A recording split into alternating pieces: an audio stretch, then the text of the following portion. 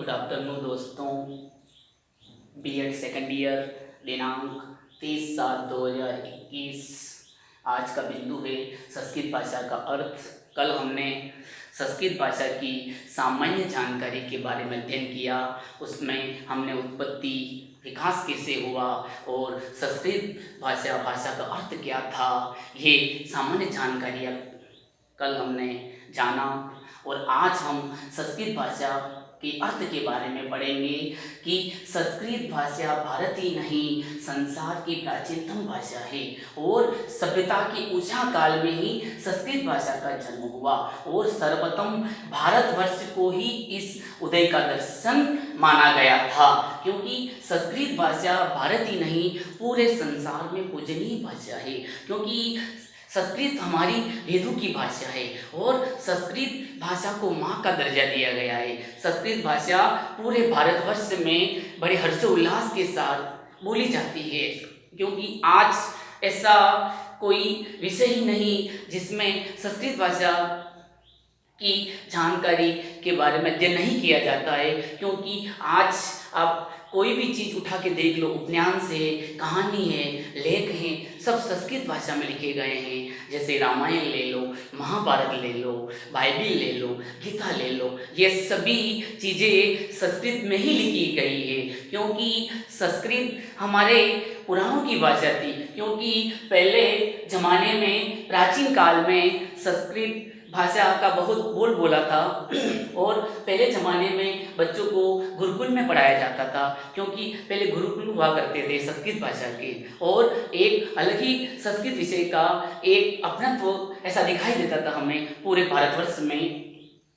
संस्कृत भाषा ही नहीं, संसार की प्राचीनतम भाषा संस्कृत मानी गई है और सभ्यता के उषा काल में संस्कृत भाषा का जन्म हुआ था और सर्वप्रथम भारतवर्ष को ही इस उदय का दर्शन हुआ माना जाता है। संस्कृत शब्द बना किससे, उसका अर्थ क्या है? क्योंकि संस्कृत शब्द संस्कारित शब्द है, परिमार्जित है, परिष्कृत है। इन तीन शब्दों से संस्कृत भाषा का अर्थ निकलता है। और संस्कृत शब्द किससे बना है? संस्कृत सम प्लस कृत धन कर, क्योंकि संस्कृत शब्द में सम तो उपसर्ग हो गया, कृत धातु हो गई और कृत प्रत्यय हो गया, अर्थात सम उपसर्ग पूर्वक कृत धातु कृत प्रत्यय के योग से ही संस्कृत शब्द की रचना हुई है। क्योंकि उपसर्ग और प्रत्यय के बारे में आपको अति आवश्यक, क्योंकि आपको जानना अति आवश्यक है, क्योंकि आपको आना चाहिए, क्योंकि पिछली छोटी कक्षाओं में आप पढ़ चुके हो।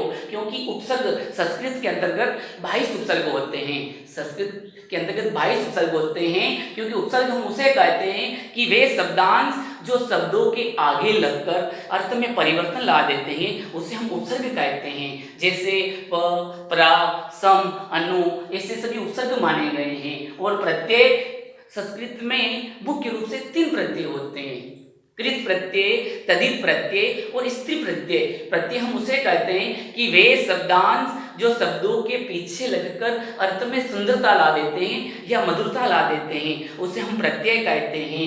ये प्रत्यय और उपसर्ग की परिभाषाएं हैं। और धीरे धीरे ऋषियों, महर्षियों ने देव भाषा में प्रकृत, प्रत्यय आदि विभाग का दोबारा संस्कार किया गया था। अब हम आगे संस्कृत की ऐतिहासिक पृष्ठभूमि के बारे में हम पढ़ेंगे कि संस्कृत भाषा की ऐतिहासिक पृष्ठभूमि कैसी है और हमें किस प्रकार से दिखाई देती है, इसका संस्कृत भाषा में क्या योगदान है, इसके बारे में हम आगे पढ़ेंगे। क्योंकि संस्कृत भाषा का संबंध ऐतिहासिक दृष्टि से संसार के भाषा परिवार में से एक परिवार भारतीय भाषा परिवार से है। क्योंकि संस्कृत भाषा का संबंध भारतीय भाषा परिवार से इसका संबंध बताया गया है, क्योंकि यह परिवार प्राचीन आर्यों का भाषाओं का परिवार है। क्योंकि भारतीय परिवार के 2 समूह माने गए थे। क्योंकि संस्कृत की ऐतिहासिक पृष्ठभूमि में हमें अनेक चीजें देखने को मिलती है और एक यह भारतीय भाषा परिवार से इसका संबंध होता है। क्योंकि संस्कृत भाषा वही लोग और वही परिवार के लोग इसको अपनाते थे। क्योंकि पहले जमाने में भारतीय परिवार के लोग रहा करते थे जिनमें संस्कृत भाषा का ज्यादा बोलबाला होता था। अब हम संस्कृत भाषा में आर्यों के 2 भारतीय परिवार हुए थे, 2 समूह हुए थे। उसमें सबसे पहला हमारा है केटुम और दूसरा है हमारा सतम। केटुम केटिम समूह की भाषाओं में यूरोप, यूनान ऐसे आदि क्षेत्रों के लोग हुआ करते थे। दूसरा है सतम, ईरान, पारस, भारत ऐसे लोग इसमें हुआ करते थे। अब हम संस्कृत भाषा के 3 कालों के बारे में अध्ययन करेंगे। संस्कृत भाषा के 3 काल होते हैं। सबसे पहला काल है प्राचीन काल, और प्राचीन काल को हम वैदिक काल के नाम से भी जाना जाता है, क्योंकि उसको वैदिक काल भी कहा जाता है, क्योंकि यह काल संस्कृत भाषा के जन्म से ही 700 ईस्वी पूर्व तक का काल माना गया है। 700 ईस्वी पूर्व तक का काल माना गया है। सबसे पहला काल था हमारा प्राचीन काल। दूसरा काल है मध्यवर्ती आर्य भाषा।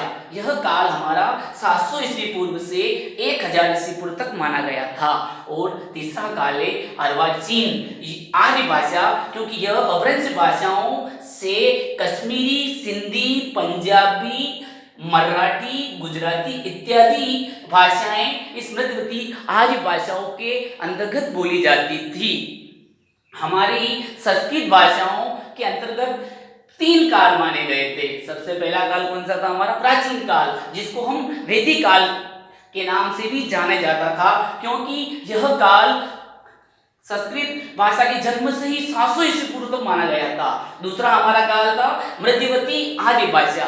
यह काल 700 ईस्वी पूर्व से 1000 ईस्वी पूर्व तक माना गया था। और तीसरा हमारा था अर्वाचीन आर्य भाषा, क्योंकि यह अपभ्रंश भाषाओं से कश्मीरी, सिंधी, गुजराती, पंजाबी, मराठी, मलयालम इत्यादि ऐसी अनेक भाषाएं इसके अंतर्गत बोली जाती थी। जय हिंद, जय भारत।